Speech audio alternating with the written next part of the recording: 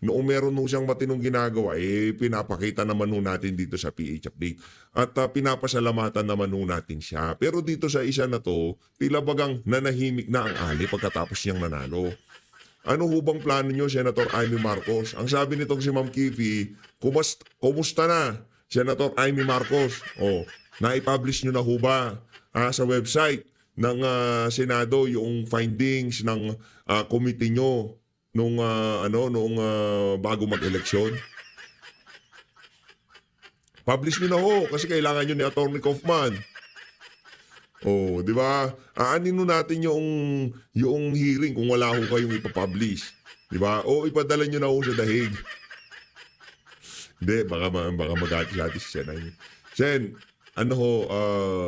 maging consistent lang ho tayo. Di ho tayo magkakaproblema dito. Higa nga,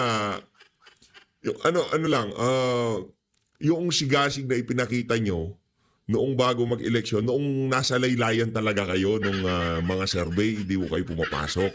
Bagay, nanalo nga kayo, nasa laylayan kayo, pang number 12, di ba? Yung sigasig nyo noon na magkandak ng hearing, magsalita sa media, banatan si ganito, banatan si ganyan, kesyo ang presidente Romualdez at Araneta, hindi Marcos. Yung sigasig nyo ho noon, pagpatuloy nyo lang para hindi ho kayo hinahanap ni Ma'am Kitty Chu. Hindi kayo kinukumusta ni Ma'am Kitty. Kinukumusta na niya kayo Diba? Yan ang problema. Hindi kasi consistent. Minsan ganito, pagka kailangan niya na ng mga taga-suporta ni Tatay Digong, ganito na gagawin niya, di ba? Hindi tayo nagagalit kay Amy Marcos sa kung ano pa mang kadahilanan. Hindi tayo nagagalit po tayo sa kanya. Una sa lahat, dahil mambubudol siya. Pangalawa, hindi niya masawata ang kapatid niya. Okay lang kung bunso ka Sinto-sinto kapatid mong nakakatanda sa'yo. Huwag mong pagsasabihan. Hayaan mo, baka batukan ka pa Kaso panganay ho kayo, madam. Hindi niya. Isa pa. Ito pang isa. Noong sinabi niya na kung hinihintay niyong banatan ko, kapatid ko, hindi mangyayari yun. Mula noon nawalan na ho tayo ng amor dyan sa ali na yan. Diba, mantakin mo kahit pala ibenta niya Pilipinas, wala kang pakialam. Diba, wala kang pakialam. Ang sinisisi mong nagpakidnap kay Tatay Digong, dating Pangulong, kay Tatay Digong, yung mga nakapaligid sa kapatid mo, hindi yung kapatid mo, anak ng tokwa. Sa mga naniniwala pa kay Amy Marcos, desisyon nyo yan. Pero tayo dito sa PH Update, hindi na ho mangyayari yan, ika nga. Dito tayo sa ambush interview nitong si Amy Marcos kahapon. Ito mga Na-file daw si Robby? Yung file ni Robby? Filed na, ma'am. Na-file na? Na-file na ni Robin, di ba? I haven't seen it. I'm sorry. But I heard it was filed. You haven't signed, ma'am, dun po sa Philippines. No. But I heard that Senator Robin already filed a resolution. So this is different from Batos, from Senator Batos? I heard it's different. I'm sorry. I really haven't read it. I didn't sign it, but I... Yung niya, di ba, yung pagiging mailap niya sa media noong matagal pang kampanya, 2024, early 2024, ganyan siya makipag-usap sa media. Yung tipong parang laging nagmamadali, parang laging may lakad. May lakad naman talaga, di ba? Pero noong bago eleksyon, nung nasa laylayan siya ng mga survey, lahat na lang nagtatanong sa kayo, sinasagot niya. Ngayon, anak ng tokwa. Langya I talaga understand ako. that it's a combination of everything. Ma'am, Ayun na nga mga kababayan, rekta na ho tayo dito kay Banat Bay at dito kay Ma'am Joey, no? Aakit to dyan si Ma'am Sas, pag-uusapan ho nila yung mga kaso nitong si Hindi ko ba alam ba't pinagtitripan nitong DOJ kasama siya. Ay, NBI kasama siya, DOJ kasama. Ewan ko ba? Crush ka. Banat Bay, crush ka ni Risa. Ito, panoorin mo natin. Kinampihan. Alam mo niya si Sas, mabait siya Masyadong mabait siya. Binildap niya si PP. Di ba? Ano nangyari? Nayari tayo doon. Sasakit ka na. Ayan, magharapan kayo ni Kuya Mike. Kung kaninong kasalanan to. Yan ang beses. Kung kaninong kasalanan to. Ayan. Actually, si TP yung una kong binanatan talaga. Ay, kapapasok. Ayoko na. Eh, may matalino. Hindi, real talk, nakaka-intimidate naman ho talaga itong si Ma'am Sas. So, matalino ho talaga, matalino sa totoo lang. Hindi kasi generous kasi yan si Sas. Oo nga eh. And Una, sometimes bininda. overly generous. Bakit ako na naman, Byron? Parati ka na lang ganyan, Byron. Ako na lang parating sinisisi mo. Wala ka na ba ibang nakita? Pero congratulations, Banat Bay! Pumasok Walang siya! You are the Walang You si are Banat. the first, if the Miss Universe cannot perform Oh. his, her Attorney Topacio yung si Attorney Bili. Saludo kay Banat Bay. Siya yung parang nagiging mga taga-suporta ni Tatay Digong. Siya yung pinakaharap. Ika nga siya yung pinaka sumasagupa sa lahat ng pwedeng sagupa. Saludo. Banat Bay. Malupit. Idol. Buti na lang nandyan ka. Ika nga. Paano na lang kung wala ka? Salamat. Topacio yung first, yung Miss Universe 2025. After ni Attorney Topacio, siya na. Ewan ko nga. Actually, hindi ko Yung kay Atty. Topacio naman, nanghahamon kasi si Atty. Topacio. Nakasuhan mo ko, di ba? Ganon yung sinasabi ni Atty. Topacio. Ngayon, kinasuhan siya, normal lang yun, nanghamon siya. So, ano na yun, kumbaga anticipated ko na sa susunod na pagkakaso nitong si Amy, talagang masasama na itong si Atty. Ferdy. ko rin maintindihan eh. Sandali lang, bakit ka kasama doon? Hindi ko rin alam. Alam mo yun, mild akong bumanat compare sa inyo. Mas balasubas kayo eh. Kay Risa? Ako na yun. Ay, grabe naman yan. Grabe naman yung balasubas Oo. kay Risa. Sabi ko nga kay Risa, winawarningan ko nga siya na pinagtitipan siya ng mga adik. So, paano Yeah. naman balasubas yan, Banat Bay? Oh, yan. Hindi. Ewan ko. Basta kasi ako, tumawa lang ako ng tumawa sa kanya. Yun lang. Napaplastikan ako sa mga hirit niya. Plastic siya dahil, di ba, siya yung nagpapadecriminalize ng libel. Tapos ginamit niya yung libel. Correct. Oh, that's hypocrisy. Hypocrisy eh. Oo. Yun, balik tayo kay kay Mari. Pero- Bakit mo kasi binild up Pero sa... kakaiba yan, ha? Galing talaga sumegoy ni Idol. Magaling. Galing talaga sumegoy. O, hindi ko naman siya binild up. Meron naman talaga siyang pangalan. May tumama rin naman kasi talaga. Meron sa naman mga- talagang pangalan si... Saka may pangalan naman talaga si Maharlika, independent of any one of us here. So, hindi ko siya binild up. Walang pangalan yun. Walang credibility yun. Pero, ang lakas kasi ng push mo, Sas. I think a lot of people got curious when you parang started talking Ako about. na naman ang may kasalanan. Ma'am Sas, pa-promote naman ako. Ma'am Sas, pa-promote naman ako. PH update. Sige na. Lakas umata ka ni Ma'am Sas. Ma'am Sas. Para maka 1 million na tayo dito. Promote mo na ako. Ako promote mo, Ma'am Sas. Please. So, nagkampihan na kayong dalawa. Ako na naman ang may kasalanan. Hindi, Ganon. alam mo kasi, Sas, makinig ka kasi, sermon na kita ngayon. Ikaw kasi, professional ka. Very credible person. Correct. Okay? So, kung Well, sino man yung salita, isama pinapakinggan. mo, nabibuild up mo, unintentional or intentional. Correct. Okay, ganyan nangyari kay Titi. Si Titi wala na. Actually, na-discover ko itong si Ma'am Joey dahil kay Ma'am Sas. Nakita ko siya nung nag-live sila. Ay, sinong kasama nitong si Ma'am Sas? Kasi si Ma'am Sas talaga kilala ko. No, hindi kilalang personal. Kilala ko bilang political vlogger. Noong 2016 pa yan si Ma'am Sas. Tapos nakita ko, may bagong kasama kasi kasama dati niyan yung sumakabilang bakod. Boy pa ba yun yung sumakabilang bakod? Baka yun na rin yun, marami nang nalalaman yun. Di ba? Oh, kaya na-curious ako dito kay Ma'am Joey. Kaya doon ko finalo. Namang kwenta, alam naman natin ang karakas ni Titi. Pero nung nagsama kayo, nagmukha siyang professional, di ba? Pero sa Correct, totoo correct. lang, yung mga knowledge na yun, nanggaling naman sa iyo yun at saka kay Trixie. Oh, nagdanakaw lang naman yun ng idea. Tama, mali. Matalino rin. Ako Kuya wala Bay, comment sa mga ganyang bagay. oo. Ako magko-comment. Ano, Kuya Bay, ako tingin ko naman, matalino rin si ano, matalino rin naman talaga si TP. May alam rin naman siya. May logic. Pero tama ka dun. Oh, may logic. Oh. I think, tama ka dun rin naman dun sa part na because SAS is basically, kasi si SAS yung merong academic ano talaga. Oo, siya yung ano. Correct.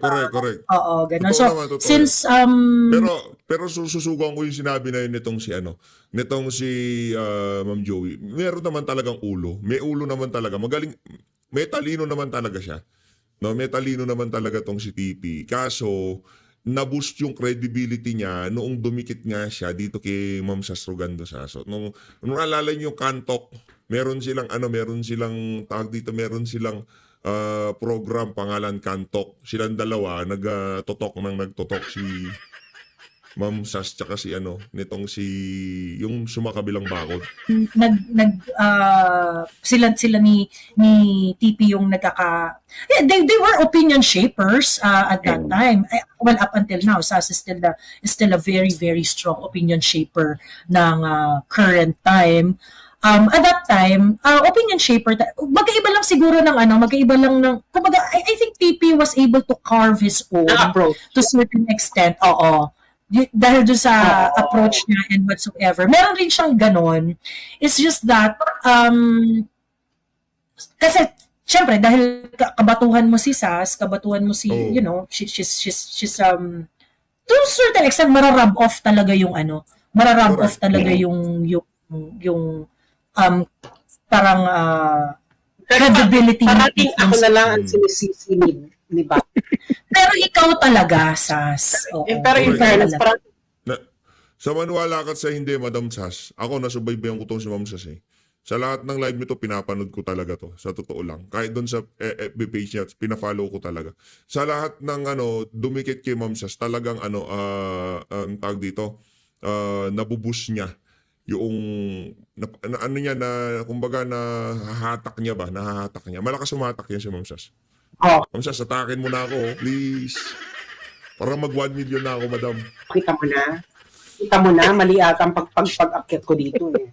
So, ayun ang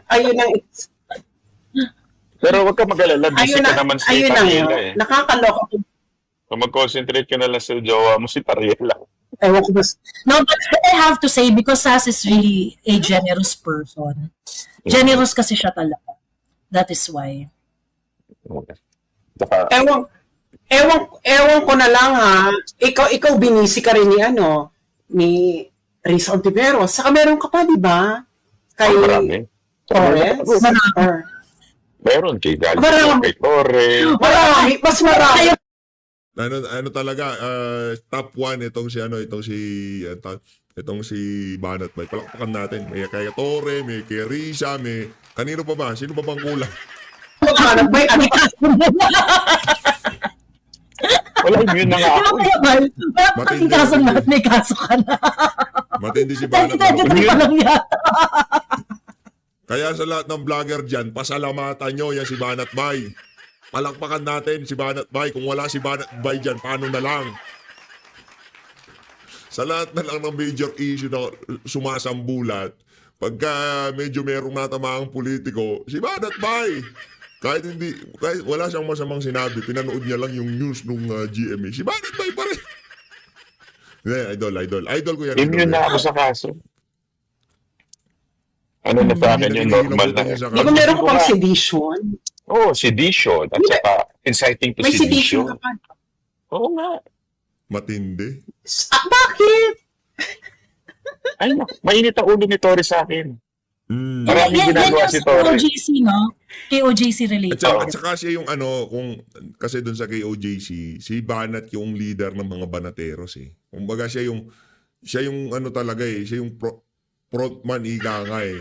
Kaya kung meron kang pupuntiryahin, hindi yung mga nasa baba ni Banat, di ba? Puntiryahin mo yung pinaka pinuno ika. Yan sila Jay, yan sila Master Judea, yan sila Boss Dada. Si Boss Dada, kinasuhan din yan, di ba? Ano lang ho mga kababayan, kumbaga tinatarget talaga nila itong si Banat Bay. Malupit kasi bumanat, malupit bumalagpag yan sa Diba? totoo lang. Isipin mo yun, ha? Wala ako doon. Pinarang ko daw siya. Wala ako. Ako Pero na kasi ang Pero tumatakbo yung Boss kaso. Wagner. Pero tumatakbo yung Wala pa naman. Wala pa namang nangyayari. Tapos, yung nagsalita, si Master Judea, Pero tumatakbo hindi yung ako. Tumatakbo. Pero nagdemanda nga siya. Dinemanda ko. Oo, nagpunta ako DOJ. Habang nasa DOJ nga ako, may tawag uli ako eh. Meron na naman ako isang kaso. Pero dismiss naman yun. Kay Sam Versosa. Talaga, dinamanda ka ni Sam Versosa? Sino naman yan? Ano ginawa mo? Sino naman yan? Ano daw ginawa mo? Di ba yung kasagsagan ng pagtakbo ng isko? Eleksyon. Oo. Oo, itong eleksyon, may tinakil ako tungkol dun sa report sa marathon na nandaya at di umano siya. Tinakil yan ng isang dyaryo. So, diniscuss ko. Sabi ko, kung meron kang ngayon pa lang allegation sa'yo na dandaya ka sa marathon, how can you be a good mayor? Sabi ko na siya dun. I'm sure hindi ganun kalumana yung pagkakasabi mo. Hindi, ganun. Pinagtatawanan ko. Yun lang. Pero, Oo. yung dating lang kasi tumatawa lang ako. Pero yung accusation, mas nag-aakusa pa kayo eh. Honestly sa mga tao, mas nag-aakusa kayo. Correct. Oo, ito siya sa Sinasabi mo ba na kami yung kasuhan? Oo. Sabi ko sa inyo, maingat ako sa mag-akusa. Kaya lang, nakakapikon lang ako. Oo. The way I deliver is nakakapikon. Oo. Yung, mapang-asar. Oo. Mapang-asar. Siguro nakaasar. Mm.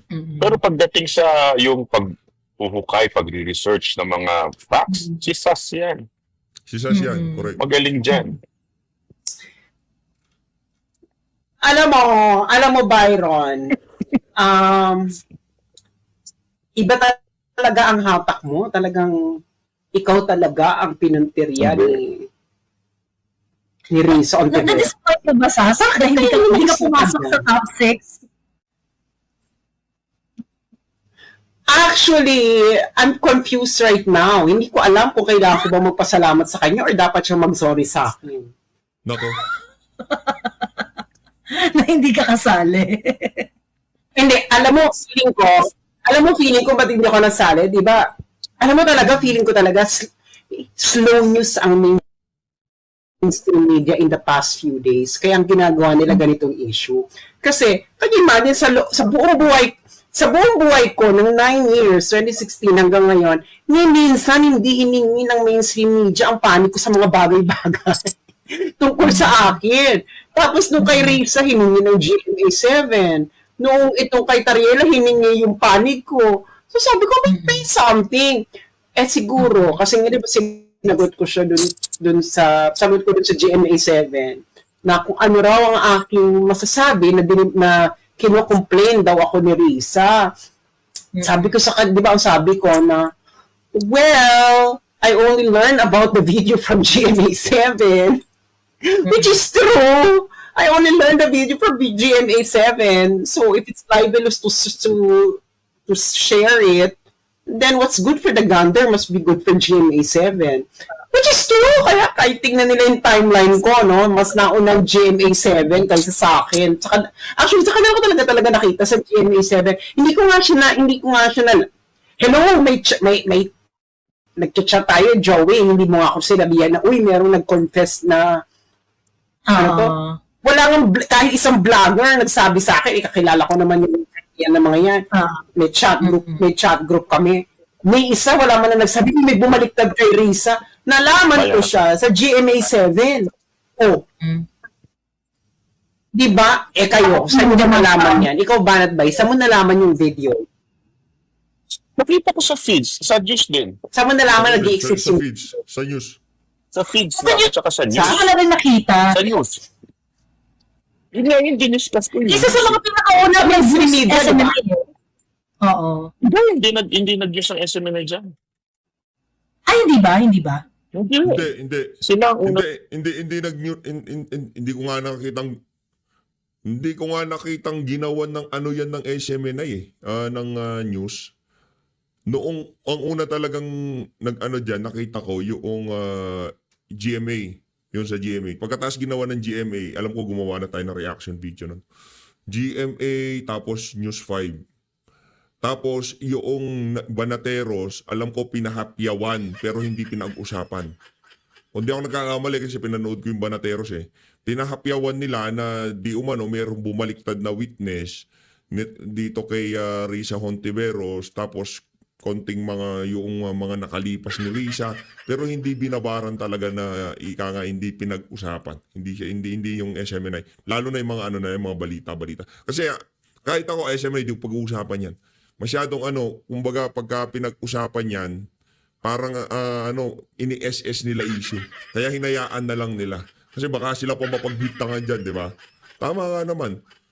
Pero sa tingin natin, hindi SMNI nagpaano yan. Hindi. Para saan pa, di ba? Parang ako nakakulong na si Pastor Kibuloy. Para saan pang ilalabas nila yung witness na yan? Para pahinain ang kaso. Humina, lumakas ang kaso ni Pastor Kibuloy. Kung ayaw ng pamahalan na makalaya siya, hindi siya makakalaya. Kaya hindi natin makita ang point na ilalabas ng SMNI, ng KOJC, yang si alias Rene. Nang nag-news media. Tapos, kinabukasan ako nag-react Huli na nga ako nag-react mas nauna pa kayo nag-react Huli ako kasi nga, medyo may prinsipyo ako sa pag-react Nagre-react ako after muna lumabas lahat ng reaction kasi baka masunog ako. So, lagi yun. So, una, hinaantay ko lumabas sa mainstream media. Pag lumabas sa mainstream media, doon lang ako magre-react. Hindi ako nagre-react na yung nakita ko lang yung picture, nakita ko lang yung video. Mahirap.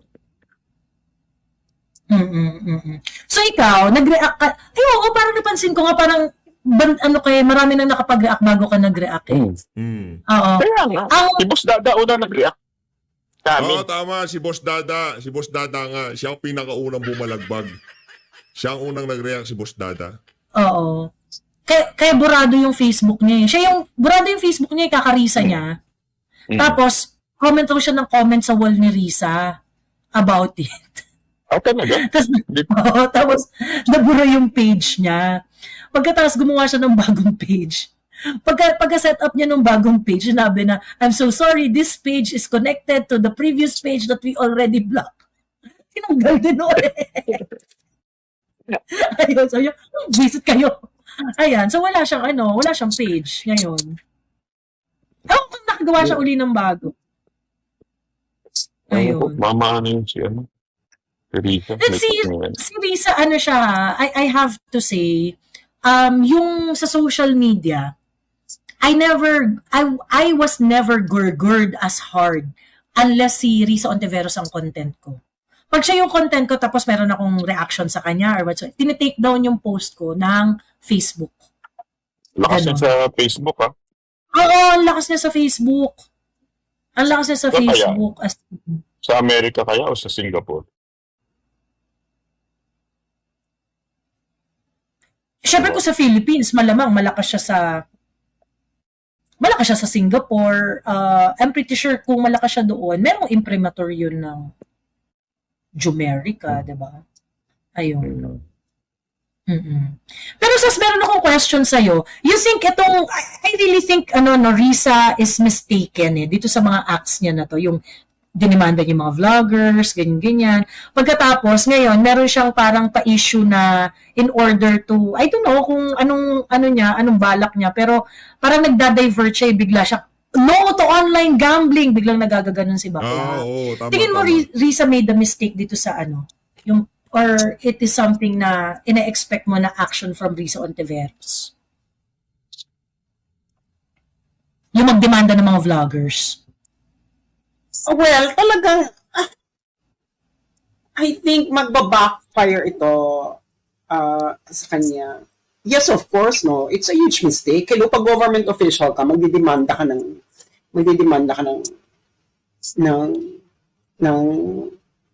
tao for cyber libel. I think that already proves what kind of person you are. Wala nga dinimanda ng libel si PRRD sa dinami-dami Sa dinami-dami ng alipos sa kanya, kahit si BP Sara, wala naman din naman ng libel si BP Sara. O kahit isama mo pa si Bongo, kahit sino ng mga yan, narinig mo ba may mga dinimanda yun ng libel despite yung karamihan ng sinasabi sa kanila? Diba? Wala naman na. Oo. Bakit na yun? Ngayon, ano sila, takam na takam silang magdemanda ng cyber libel.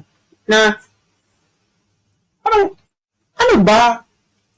Anong eksena yan? Itong kay Risa, iuro nga yung witness mo. Ngayon, so paano dinidemanda yung witness niya? Hindi, nasa ba yung witness niya? Nandiyan ba sa Pilipinas ba yung witness niya? O nasa Amerika na ba na? Hindi ko alam, ha? Nobody knows. Oo, parang walang information kung nasan si Alice Rene eh. Hindi, di ba sinabi niya na humihingi daw ng tulong sa kanya, nandun daw sa Correct. mountain, something. O, ba't Hindi, ngayon. Nasaan si Alice Hindi. Rene ngayon? I do not know. Hindi ko talaga alam. Wala akong alam dyan. Ako, nagre-react lang ako dyan, eh. Ako feeling ko nasa Amerika. Yan. Si Rene.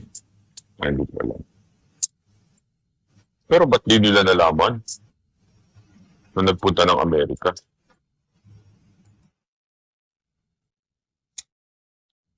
I think Hello, isa yan sa mga offer, sa mga mag-witness against kay Kibuloy. Sinabi ko na yun before. I've said this before in 2023 pa. Tama nga naman. Kasi nga, yung mga ka-meeting, nitong si Alias Rene, merong mga, di ba, merong kano, merong ganito. Iba-iba yung mga ka-meeting eh. Isa sa mga offer sa kanila,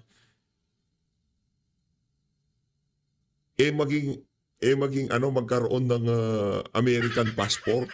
Pwede. Pwede. Meron nag-offer sila sa mga kasama sa package. Best friend mo pa. Banat ba yung isa sa mga nag-recruit? Oh. Tapos, Si Marlica? ang recruit na, hindi. Yung una mong best friend. Yung una mong best friend. Yung binild up mo rin. Sila nag-recruit? Wala namang ganyanan. And then, Buhay pa ba yun? buhay na buhay. Kaya ka nagsabi ko, behind the scenes, ganito ang offering. Magbibigay ka lang ng testimony laban kay kids. Tapos, ang kapalit, resident sa US. And you will be provided for life. Talagang matatakam ka. Kita mo, di ba lahat naman yung isang nagpunta na ng Amerika na sinabi daw i-deport ng Amerika, na-deport ba? Yung general ba yun? Or colonel? Yung babaeng umiyak-iyak habang nagtitestify kay PRR.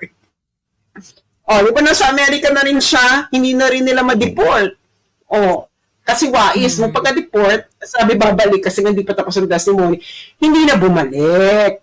Hindi ba? Kasi nakuha mo yung gusto mo eh. Ngayon, ganun din dyan.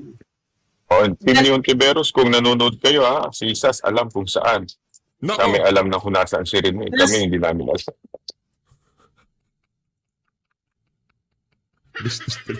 Oy, Risa, alam nito si Ma'am Sas, Alam niya kung nasaan. Feeling ko talaga nasa American yan. Siyempre, kukunin mo na yung si Garma. Siyempre, kukunin mo na yung yung winning Kaya nga ang sabi ko nito, malabong SMNI ang may pakala nito kay Alias Rene. Kasi pang point, nakakulong na si Kibuloy. Oo. Nasira lang yung SMNI. If it is something that they can do, dapat dati pa nila ginawa. Di ba? Dati pa bumalik tayo. Kaya ang feeling ko talaga yan, ang may pakana niya kay Alias Rene, kasabwat ni Risa. Yan. True. Hindi. Mabaliw-baliw na dyan si Risa. Di niya alam kung sino ba sa mga kasabot ko ang gumawa sa akin ito. Si Tamba ba? Si ganito ba? Yan, Walang power Oh. si Kibuloy ngayon. Wala nang power. walang power. Walang power. Wala na. Exactly. Ako na ako magsabi sa inyo, kasi kung may power si Pastor Kibuloy ngayon, matagal na ho siyang nakapagpiyansa dahil napakabasura nung kaso laban sa kanya. Sa totoo lang, wala ho talaga siyang power, maniwala ho kayo sa akin. Kung may power yan, hindi niya na kailangan si alias Rene. Matagal na ho nakapagpiyansa yan. Mga kasabwat ni Risa yan. Na Mm. masyado kang maganda, ha? Sandali. Eh, syempre, Pumupustura ka maging presidente, ha? Teka lang. Yeah. they are preparing for 2028, matira matibay. Eh, alangan naman hindi nila siraan na si Risa. Eh, si Risa ang isa sa mga tatakbo. So, syempre, para mategi boom si mategi boom panghati ng boto. Si Risa, Ibig sabihin, ilalaglag na yan ng ano, Yung kakampi la rin yung isa pang lokal. ng LBM Group. Mm. LBM Group. LBM Group yan. Oo. So, Mm-mm. group yan. Eh, sila nag-offer ng, ikaw ba, witness ka? Tapos wala kang sasandalan, magbabaliktad ka? Paano yun? Nasaan ka? May protector na malaking tao. May protector yan si alias Rene. Oh. Alam nga naman pumunta siya ng SMNA, paano naman siya puprotektahan ng SMNA o ng KOJC? Nabutas ka yung compound nila. Di ba? Nabutas ka yung compound nila. Wala silang magawa sa sarili nila. So ngayon, by process of elimination, sino makapangyarihan ang sasandalan ni alias Rene? Oo. Para siya'y bumaliktad. Oh. Sige nga, Banat Bay. Oh. It should Sino? be someone capable of keeping him in a safe place and who is capable now of keeping alias Rene in a safer place. Diba? Yes. Diba? Sino ba may capacity niyan? Si Inday Sara, wala. Dahil hindi nga niya maproteksyonan yung tatay niya eh. Oh. Sino? Yan ba yung may jowang, Sinong ano? dakila? Yan ba yung may jowang may bigote? Ay, hindi. Hindi yan. Ang sinasabi ko, yung kabila na, yung mga adik. Yan ang may panganan yan, yung mga adik. Ay? Oo. Yung, I think so too. Kasi si yan, yung, si Bambila at saka Kilala ko na. si Oo. oh, yung madumi rin maglaro. Dahil sa Okada, tsaka yung sabong. Sabong-sabong. Madumi maglaro yan eh. Di ba? Yes. So, yung mga, Oo. yes. Hello? Hello? Ba't di ka kinasuhan na, ano? Sino ba nagpamudbud ng salapi para dun sa mga witnesses laban? Ba't di ka kinasuhan nung matabang ano na yun? Ikaw ang nagbulgar nung kalokohan niya sa Okada. Hala, inano na siya. We're after her, the TRICOM. Already. Wala Inano bang siya. kaso? Ano siya? Wala pa. Pero parang ano ikakaso nila? Pero they already ordered Bureau of Immigration to check on her whereabouts in China. Nagganon-ganon na sila. Ano, Kuya Bay, ang tawag dito yung mga pinatry-com, pina-AMLC nila, pina-NBI nila, pina-BIR nila, at kung ano-ano pang mga background. Ganun yung nararanasan namin ngayon. Ewan ko, di ko alam. Ikaw nagkaroon ka ng letter authority. Hindi, wag- Sino-check na ba? Huwag yun ako idamay dyan, ha? Ang hindi pumunta eh. Nadagdagan yung pinadamay mo pa ako. Madami ka naman daw pang bayad ng abogado. Joey, sabihan mo naman yung friend mo na si Amy. Na i-ethics naman to si Risa. Bakit hindi? Oo. Bakit talaga? Sabihin mo sa kanya, ethics naman niya ito. To be honest, I don't think yung, ang maganda dyan, I don't know, it should come from private, yung citizen na mag-file ng ethics. Senator, mag-file ng ethics committee sa kapwa senator, malabo pa yun sa sabaw ng pusit. Malabo pa yun sa sabaw ng... Oo, malabo yan. Wala pang na ganyan. Si Teves lang naman ang ginanyan nila. Si Teves lang, in the entire legislative history. If I am not mistaken, si Teves pa lang yung ginanyan nila. Sa mga senador, mas malabo yan. Kasi 24 lang sila dyan eh. 24 lang sila dyan. They're not going to run after a co-equal senator. So, tingin ko yung na yan, kahit na gano'n yung kahit si Amy, I don't think gagawin yan ni Sen Amy in the same manner that Bongo, Senator Bato, Senator Robin would do it against Risa. Hindi rin nila gagawin yun. It's just, hindi remedy sa mga senador yun na gano'n. But, I think if kung kunwari, kagaya nung nawa ni Topacio, si Topacio yung nagkaso sa Ethics Committee dun sa mga yung sa treatment na na-receive ni Cassandra Ong. Of course, it's not going to be, I am not very positive na parang na-dismiss na nga yata sa Ethics Committee yung inano ni Attorney Topacio. But he made a statement in doing so. Kasi pagka-kongresista, i-ethics niya yung kapwa niya kongresista, malabo pa sa sabaw ng posisyon na magkakaroon ng aksyon eh. Ayun. Binigyan mo ako ng idea. Maganda yan. Ayun. Ganon. So, yun ang doon. Yun ang kineme doon.